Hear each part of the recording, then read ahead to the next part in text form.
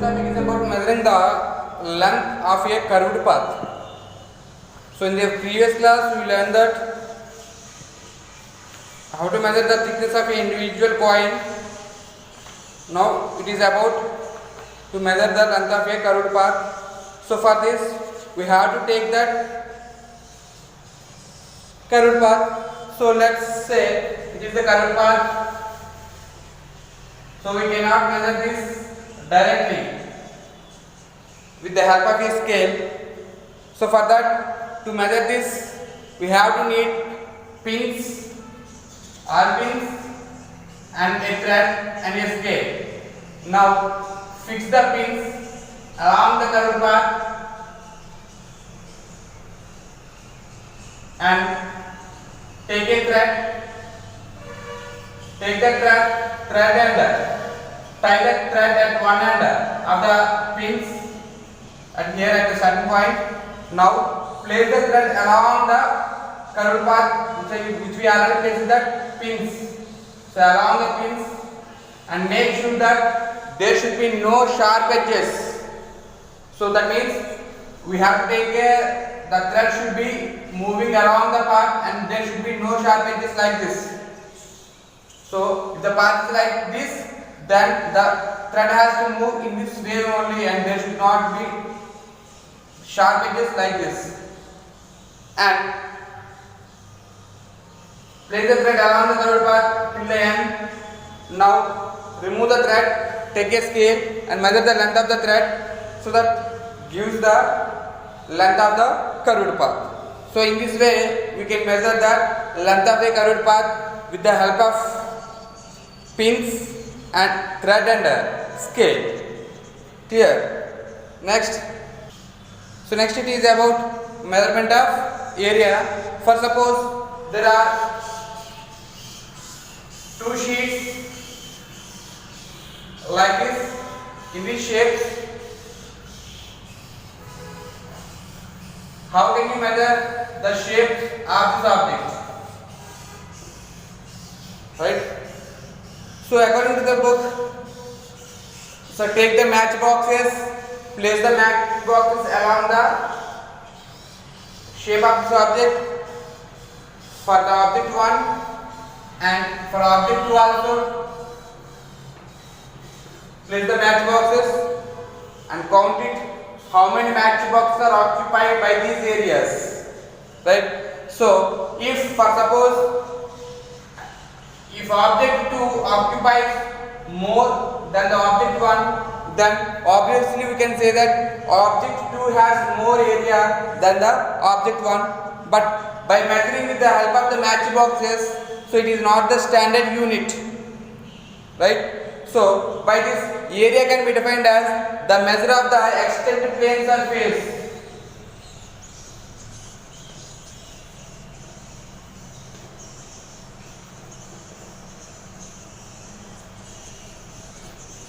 So we are measuring the plane surface of the objects, so that the measuring of the plane surfaces which gives the area. So by using the match boxes, so to measure with the help of the match boxes, it is not correct way, so that then they should require the standard unit for this area. So standard units for measuring the length and measuring the areas are for length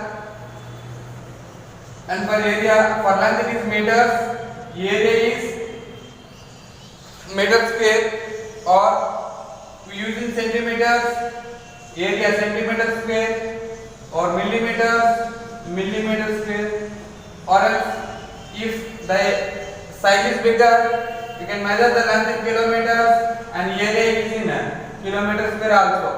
Right? So these are the standard units which we can use to measure, and we can also measure in feet square. Right? So length, these are the standard units, and area, those are the units. Clear? And for suppose to measure the regular area surfaces like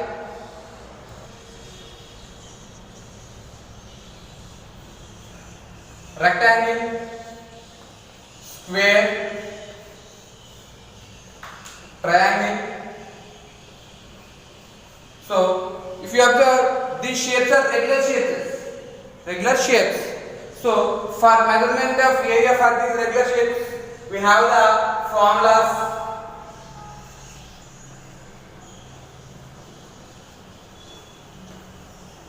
So to measure the regular shapes, we have the regular formulas.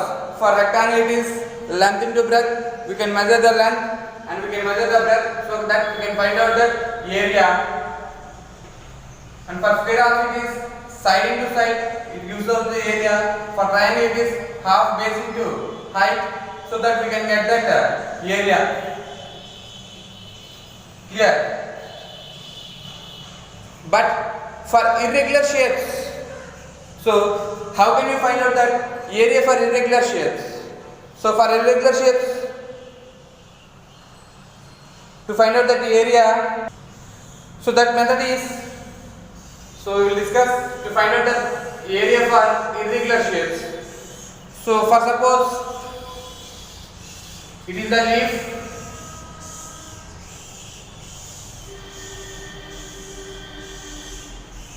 So how much area occupied by the leaf? We don't know exactly. Clear? So to measure the area of the leaf, the formulas are not useful. So for that, we have to take a graph paper. As you already know that each big box in the graph paper is nothing but the area 1 centimeter square. Now to measure the area of the leaf, how much surface area occupied by the leaf. So to measure that, we have to take a graph paper, take a pencil, and the irregular shaped object, right, whose area should be measured. So here my object is leaf. So to measure the area of the leaf, take a graph paper, place that leaf on the graph paper and draw the outer boundary of the leaf with the help of a graph paper, with the help of a pencil. Now remove the leaf. Clear? So that we have the outline of the leaf on the graph paper. Now count number of half squares, half or half of above.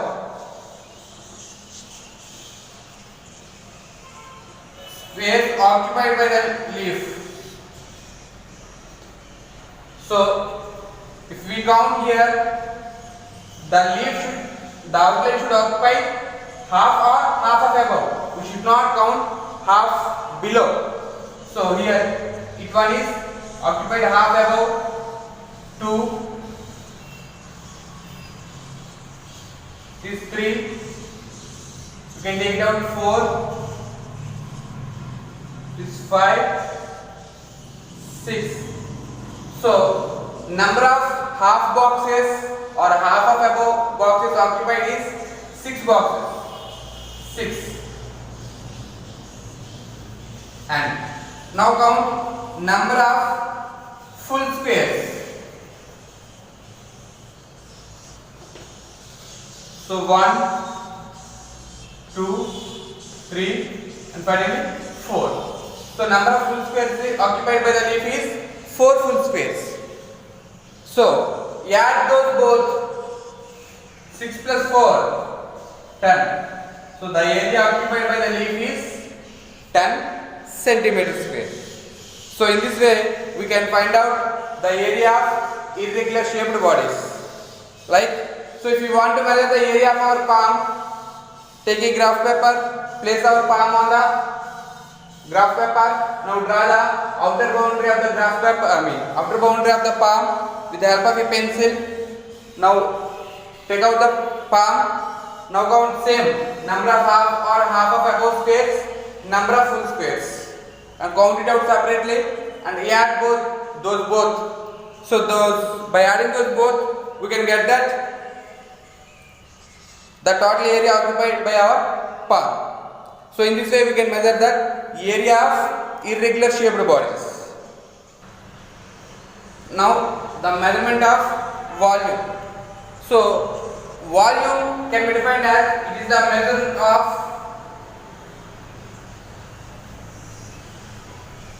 measure of extent of space occupied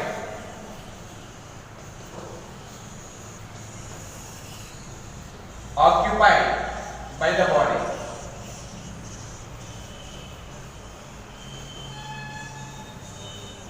Right? So area is nothing but surface extent occupied by the body, but here it is volume is nothing but space occupied by the body. Space occupied, which indicates length, breadth and height. So to measure that volume of a regular shaped body is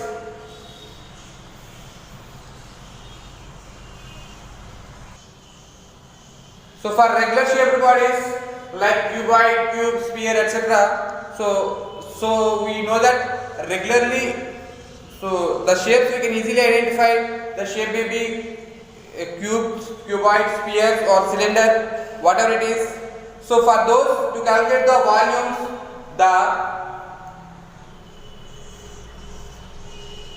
we have the regular formulas like cuboid, length into breadth into height, cube, side into side into side, sphere 4 by 3 pi r cube, cylinder 4 by 3 pi r square h. So like that we have the formulas. Then how can you find out that volume of irregular shaped bodies? So to measure the volume of irregular shaped bodies, we have a method, right?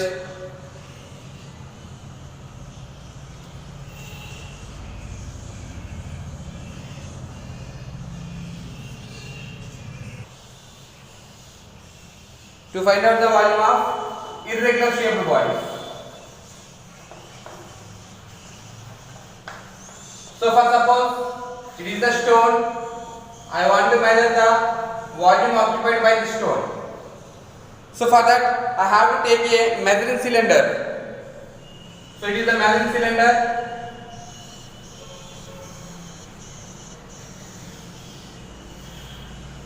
So in the measuring cylinder there are some markings. Clear?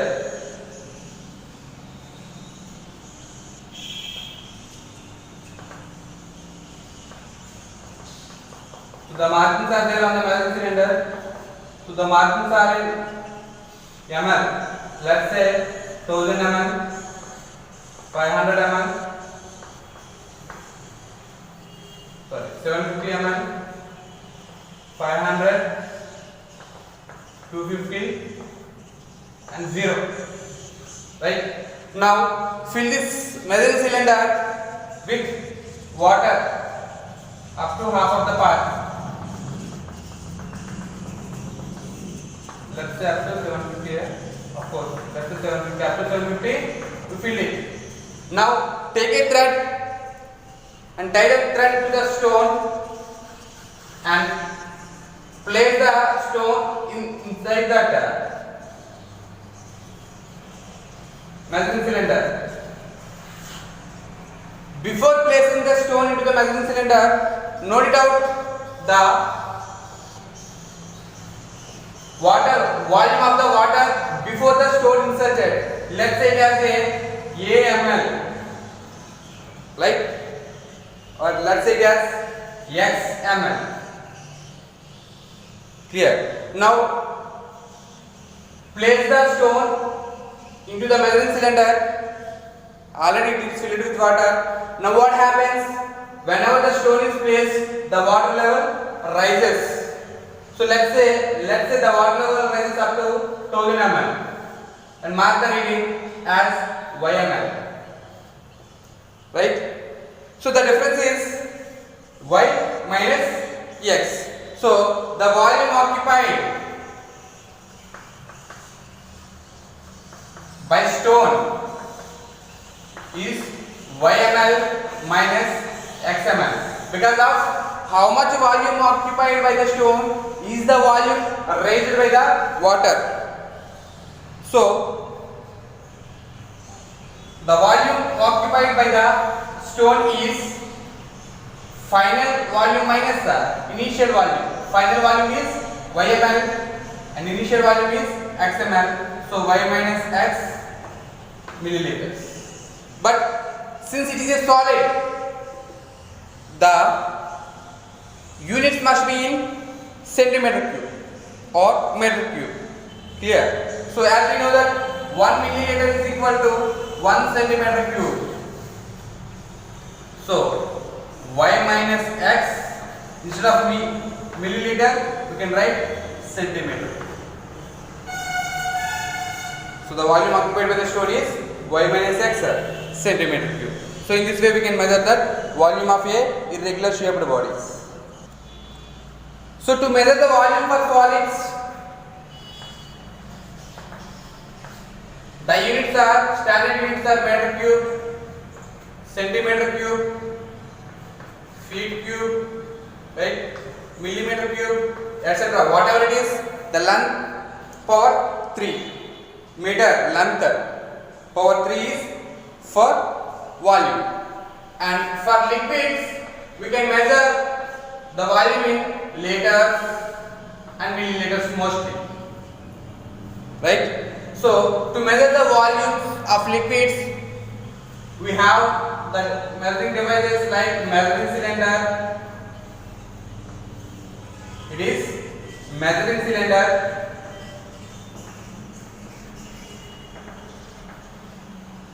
conical flask,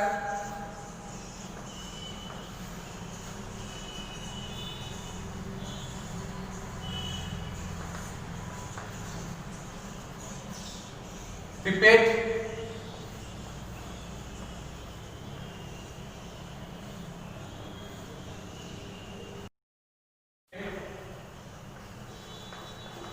and burette.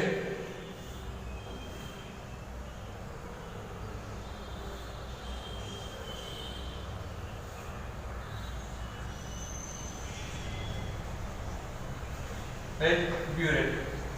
So these devices are used to measure the volume of liquids.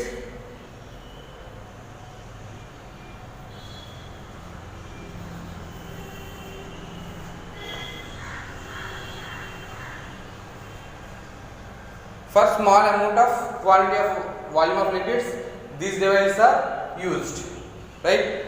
So let's see that different standard units for length, area and volume. So the standard units like SI units, let's take the first SI unit. For length it is meter, for area it is meter square, volume meter cube, because the formulas are like this. For area it is meter square, volume meter cube, and it is liters. And for serial system, centimeter, centimeter square, centimeter cube and milliliters, right? Let's say other units like millimeters, millimeter square, millimeter cube, kilometers, kilometer square, kilometer cube, feet, feet square, feet cube. So mostly these are the units which we regularly use to measure for length, for area, for volume of solids and for volume of liquids, right? So remember these formulas, units. Whatever it is, if it is length, whether the units may be in single digit like meter, centimeter, millimeter, kilometer, feet. If it is area, the length twice in area. If it is for volume, the length triples. So length, here length into breadth, so length and length, length into breadth into height, length and length and length. So length meters, breadth is also measured in meters, height is also measured in meters. So here length, it is the basic reference points based upon this area and volume are obtained. For length, the area is double, volume is triple.